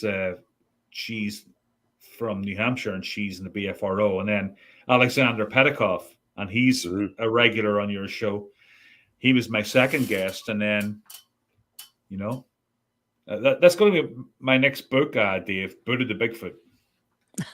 Actually, Satanism, the Buddha the Bigfoot. Yeah, there's a lot of dark waters to swim through there. And now you find yourself here. Yeah, it's been a journey. I came to America with like $700 and a 3-month open ticket, and I wasn't going home no matter what happened. And I drank that $700 in 2 weeks. I can't tell by your accent. Yeah. Like, I can't tell that you would drink that 700. Well, I've been here for 22 years and my accent hasn't basically changed. It's stayed basically the same. I've had to slow it down and change a few words so people know what I'm saying. But yeah, no, I get that actually. But no, good on you, man. Like, we're glad to have you here. Thanks for being here. It's fun. Yeah, I mean, hey, man, the quintessential. Hey, I came here with $700 in my pocket, made something out of myself. Now I'm sitting in an X-wing fighter on a Bigfoot what channel. What are you gonna do about it? It's so strange, you know. When my friends back home were like, "What's going on with you? You're like, you've got a Bigfoot channel now, and you've got 2 kids in America." And you know, when they knew me, I was like in my early 20s, just like partying and drinking and taking ecstasy and going to clubs. And then I come over here and I've got this totally different life. I've got my own business. I've got my own Bigfoot channel. I'm sitting in an X-wing fighter. You know, I'm into Buddhism and Scientology for a while. I got into that for a little bit and then got out of it as quick as I got into it because those people are good for you. Yeah, those people they weirded me out. I went to a couple of courses and down in the big temple they have in Boston, and yeah. Because I'd done an article on it and I thought it was really interesting. This L. Ron Hubbard guy was fascinating. You know, he was into everything. And I'm like, shit, I want to take a close look at this, and then I get sucked in. But then I saw that it was like you know, the people in there were like salesmen, you know. It was, I don't know. I got out of it very quickly, and they wouldn't stop calling me. When back in the days when you had caller ID on your home phone, they called me every day for like 3 months, trying to get me back to, you know, the temple. Wow. I wouldn't go. I'm like, no way. You guys are weird. Well, I like that about you in your history, and I think that will become relevant to you in this Bigfoot sort of water you swim in. Well, that's what makes my alarm bells go, is when I see people that are full of shit. I can detect them a lot quicker than I probably would have. You know, I believe that. There's so much of it out there. Like you saw that thing about Noah's Ark earlier, about was Bigfoot on the Noah's Ark, and how fast can Bigfoot run, and does Bigfoot eat this and does Bigfoot eat that? It's crazy talk, you know. And I end up arguing with these people on these forums, on these Facebook groups, you know. Yeah. And they get mad at me because I'm closed-minded. No, you're not. Right. You are the epitome of open-mindedness, is what I will say. You're an open-minded person, which means that you're willing to consider, but you have a good filter. Right. Your filter is good. So that's yeah, but these days, people on Facebook, the minute you don't agree with them, they assume you're a non-believer, and you know, screw belief. Yeah, they're just like, no, if you're not going to believe and then why be here? And why here? Well, just leave. Belief has nothing to do with it. This is not faith. This isn't a religion, right? So I'll tell that story. Buddhist Retreat. Sounds interesting. So I was part of this temple. You know, I went there every day for like 6 months, and 7:00 in the morning before I went to work, and we would meditate for an hour, you know, and then we would like do walking meditation. It was beautiful. I loved it. There's all these upper class white people and Jews, you know, that would go there. That seemed to be the demographic, you know. I'm not putting anybody down, but that seemed to be the demographic. And, you know, they're all very PC, you know, and I'm a bit of a loudmouth, you know, but I kept my mouth shut, and I did all the stuff, and, you know, I got something out of it. It was great, the whole Buddhism thing, and I still love it. I still really lean towards that. And they had this retreat coming up. It was called the Boundless Way Retreat, and it was going into the Appalachian Trail in Western Mass, you know. It would involve a 7-mile hike into the middle of nowhere. And like 15 of us went, and we all hiked in, and, you know, I showed up I was going to bring my guitar, you know, and And I had a big thick book, the girl that shook the hornet's nest. I had this big book, and I wasn't an experienced hiker. And when we all met up that morning, I had to leave half of my pack in one of their cars because they're like, you can't carry all this stuff, And I didn't know why, 7 mile hike's nothing, but after a while getting into the 7 mile hike, I was like exhausted, but I kept going, and I talked the whole way. I was the guy that I thought these guys are such introverts, nobody's saying a word, and I just talked the whole time and cracked jokes, and and then we got to the retreat that night. We set up camp, and we camped and had dinner and stuff, and everybody was really quiet. I'm like, what the fuck's wrong with these guys? They're like so quiet. I mean, am I the only fun person here? And the next morning I got up, and we're having breakfast. Actually, that night we did a silent walking retreat through the woods with like flashlights in front of us. So if anybody, there was a couple of hikers actually on the Appalachian Trail that came past us. And I was like looking up, and they were watching us, and we looked like a satanic coven. Oh my goodness. Circles in the middle of the woods, in the middle of nowhere. And this was really in the middle of nowhere. And the next morning I got up, and I'm pretty chatty in the morning, just to get the spirits up, because I knew we had a big hike ahead of us. And I'm like shooting the shit. I'm like, hey guys, how's it going? Did everybody sleep well last night? And the abbot, the main guy, was like, shh, like this. I'm like, what? And he's like, this is a silent retreat. I'm like, well, nobody told me it was a silent retreat. I've been talking the whole time. It wasn't on the flyer or anything. It was just like the Boundless Way Retreat with like a rising sun in the background and some freaking trees. But it was a silent retreat. But nobody thought to mention it. And I'd been talking like the whole day. I'd been chatting with these people, and they weren't answering me back. And I thought they were just being rude. I thought they were just introverts. Oh my God. Yeah. Oh, wow. And after that, I was really embarrassed. And we got back to the temple that night and had pizza and stuff, but I never really went back to the temple. I'm like, oh, probably not for me. Yeah. I mean, I'm a chatty old bloke. I'm a chatty patty, And I could deal with not talking for a while, but if I'd have known it was a silent retreat, I probably would have acted differently. But oh my God, that was tough. That was tough for me to keep my mouth shut. Even when Dave and I were camping in the Kiamichi Mountains, I mean, if Bigfoot was there, he knew we were there, because I did some recordings, and I put the recorder like 100 feet into the woods. And when I listened back to the recordings, you could just hear me slabbering away in the background. And then we eventually went to sleep, and we got all these like whoops and tree knocks and stuff. But yeah, that was funny. I have a terrible big mouth. My wife's always reminding me. That's okay. Like that, you're the guy I want around a campfire, to be honest with you. Like, let's talk. Let's talk Squatch, man. I'm actually going out next week with Chris Reinhardt. Do you guys know him?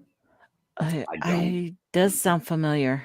Yeah, he's Connecticut. He has Discover Sasquatch channel, and he's he's Berkshire Mountain Sasquatch. He wanted me to be in the group, but I'm not a joiner, and plus I got a lot going on, so I declined. I'm like, maybe some other time, but I just can't. Like, I really want to join a band, and play guitar and stuff, but I just don't have. I can't. I've got kids, and I've got a lot going on, and I can't commit to like a certain night a week. That's why my podcast is all over the place, because apart from Sunday nights, I've left Sunday nights open with me and Dave, but that's about it. That's why these things are very sporadic when I come online.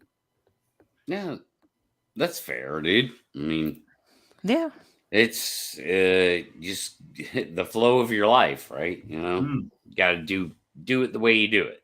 I get that. Right. It's fair. Ninja Bigfoot killers from Canada. Oh, I'm missing the whole conversation here on the chat. Ninja Bigfoot killers from Canada. Oh, yeah, Bigfoot massacre story. Yeah, Dave. Dave actually had a lot of conversations with Bobby Short back in the day, and she never mentioned that he's told that story before. Do you guys believe that? No. I mean, No. there's zero evidence that a Bigfoot has ever killed a person. No evidence whatsoever. No, this is the other way around. The Bigfoot massacre from M.K. Davis. Oh, that's yeah, absolute BS. Never mind. Move along. There are no droids here. Move along, people. Like, yeah, move along. Like, there's nothing to see. Like, that's absurd beyond belief. Great story, though. Yeah, great story. If you're wanting to gobble up some weirdness, but yeah, no. It's bad. I mean, the way he manipulates the whole scene and changes colors, and it's just bad, you know. Yeah, Blood in the mud and all that crap. No. The fence jumper, all to back that stuff. Like, no, BS. Run away. Fence jumper. What's the deal with the fence jumper? M.K. Davis analyzed the fence jumper, which was taken on a property in south somewhere. God, I just saw that too. Yeah. I can't remember. And it's just all bullshit. It's a person. It's a person in jeans. Or person runs up towards the fence and just flips his leg over, and he goes over the fence. Yeah, you see his pant leg sticking out. You see the boots. I mean, it's like, it's all BS, dude. But according to him, that a normal person couldn't do that, and that he was way taller than what assumed. It was like a 3.5 foot fence. It's not a very big fence. Yeah, this guy was like 6'5". Like yeah, it's like. Is there any footage that you guys stand behind? PG film. That's it. That's it. That's it for me. That's the closest for me. I mean, like I had told you earlier, I'm only about 80% on that PG film.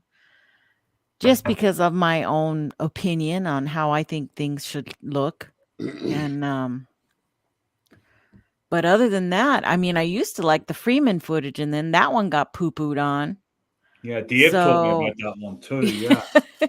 You know, so it's hard to tell anymore. You know, I don't give a whole lot of faith in anything that's coming out. I'd like to. Faith. I have no faith. It's not a faith issue. Well, for you, it's not a faith issue. You know, for me, it could be. For anybody else, it could be. But for my opinion, you know, it does have bearing on that. So, you know, I want to believe and have faith that a lot of people are telling me the truth and that aren't, you know, pushing a lot of malarkey on me, that their encounter stories are real, because that's how I believe in Bigfoot, is from other people's stories. It's not from anything I've seen on video. It's not from any kind of footprints. It's not from any kind of sounds. My belief in Bigfoot comes nowhere from that type of evidence. It comes from people that I genuinely believe in. Yeah, I'm exactly the same. Yeah, I mean, I have that too. I don't put it in the category of belief. It's just understanding that I know that people are telling the truth to me. People like Jay, you know, people like Joe, people like Patrick, Vaughn. It's not a belief. It's just an understanding that phenomenon is real. Like, I know, and I don't know if the phenomena is real. I'm believing in a story that somebody's told me. Yeah. Because I want to trust in an individual. Not because I have not had my own experience of any kind out in the woods, aside from regular animals. You know? Yeah. I mean, fair enough. You know, Yeah. I'm not trying to take So, away, from your point of view. right. I'm just saying It's just everybody's yeah, going to have their own basis for their yeah, understanding of the subject. People will run into footprints, and that will make them a believer. People will run into or hear sounds out there in the middle of the night, and that'll make them a believer. In the whole thing, yeah. I didn't believe in ghosts or spirits until I had an experience. Now I am. So, and it's kind of can go Yeah, I different had ways for different people. last week. I was walking through the woods, and I was actually listening to. Was I listening to? Oh, I was listening to Leon on something to Squatch about. He'd sent me the link, and he said, "This is what's going on now." So I listened to it. I had it in my pocket, and I was walking down the trail, and these 4 deer just crossed the trail out of nowhere, just zipped across the trail, and ran up the ridge, and they hung out there. And I got my phone, turned the YouTube off. I tried to Facebook Live it. It takes a couple of seconds. I don't know if it would have been quicker just to record it, but by the time I got all that set up and pointed it towards deer, and they were up there for like 30 seconds, they were gone. Yeah. There was no chance I got them on film. And I looked back at it because I pointed my camera up to where they were and analyzed it and stuff, and they were gone. And they had hung out up there for and they weren't that hard to see. They were up there. You could see them milling around for like 30 seconds, and I still didn't have enough time to get them on camera. So that explains a lot of Bigfoot sightings not being on camera, but there's some that it doesn't explain all of them, Other people say, well, they're scared and they didn't think about it, but there's got to be a couple out there that weren't scared and they got it by accident, crossing the road on a dash cam. Yeah, but how does that line up to what the Bigfoot are doing? You know what I mean? It's like it kind of has to be a perfect storm. Like boots on the ground. And this is my hardcore freaking opinion on this. Boots on the ground, it has to be a perfect storm to get like really good film or footage. Otherwise, they're just gonna constantly outclass you. They're gonna outsmart you. They're gonna out gracefulness you. We aren't really good in those environments. They are, obviously. So, therefore, you have to overwhelm them with technology. Right. That's my thing.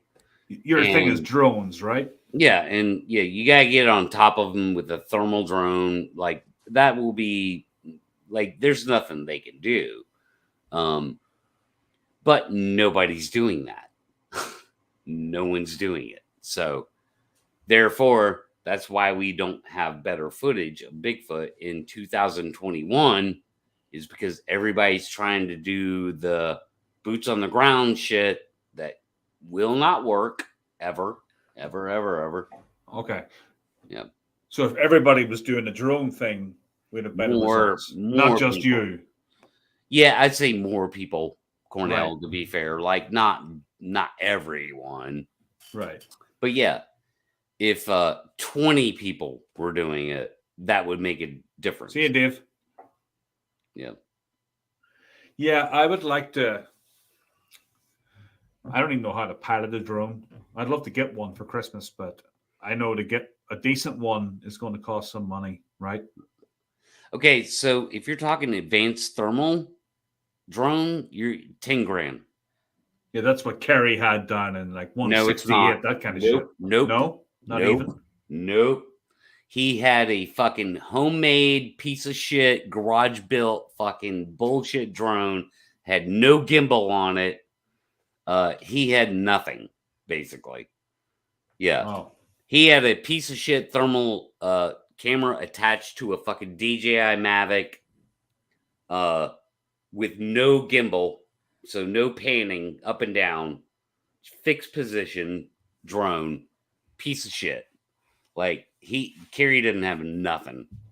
Nothing. Yeah.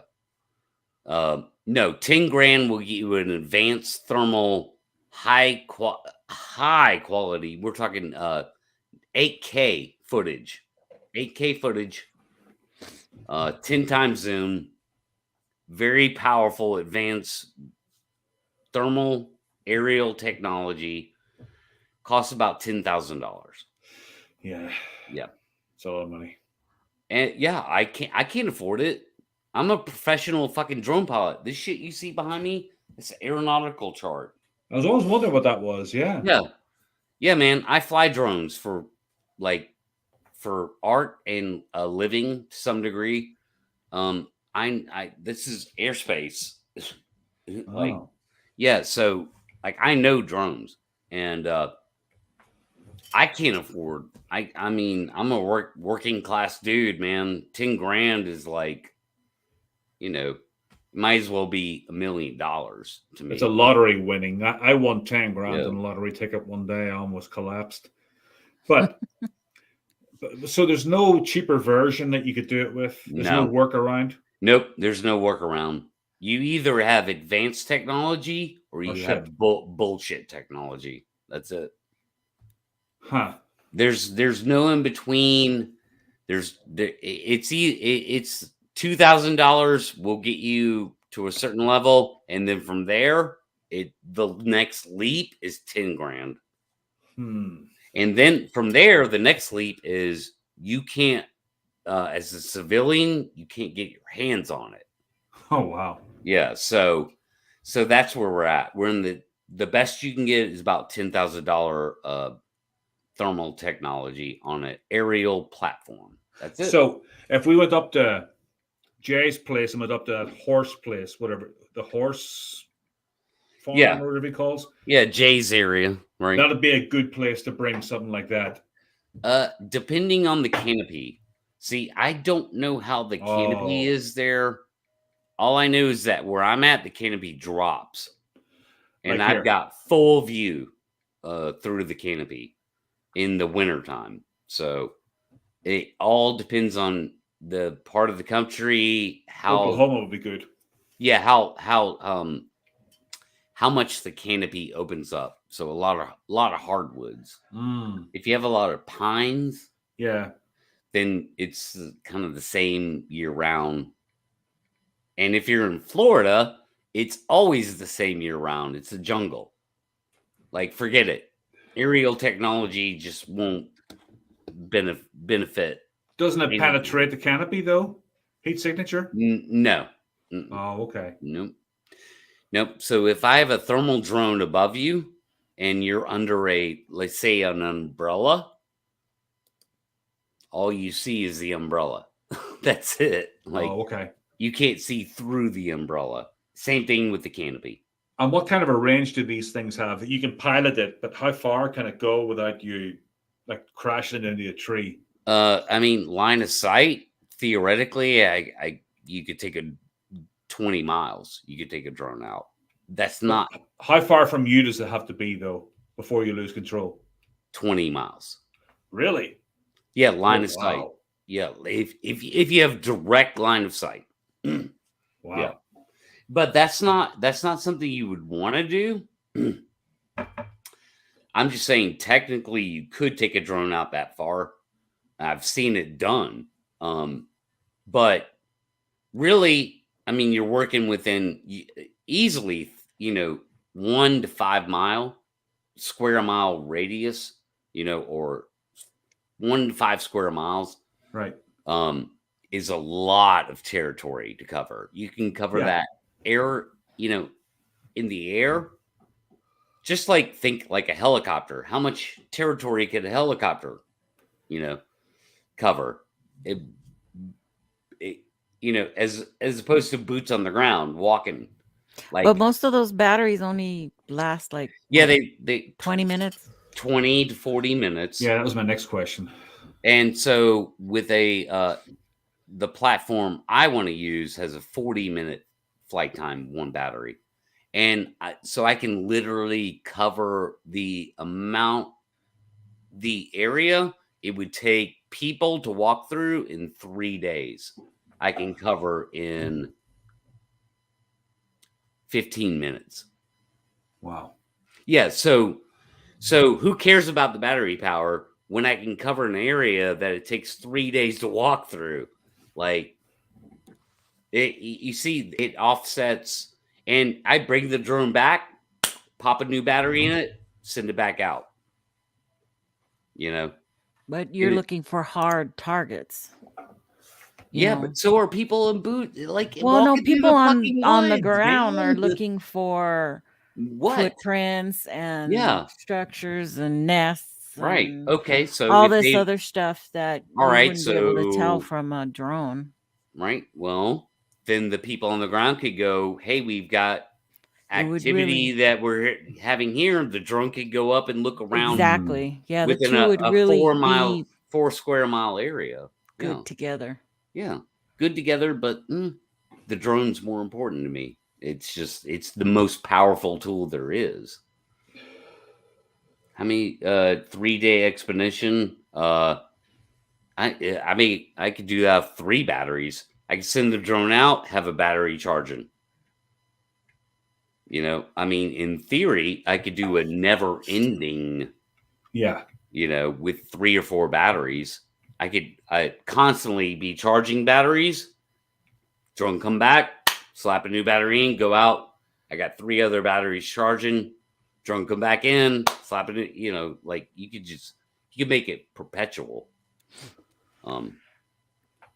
Easy.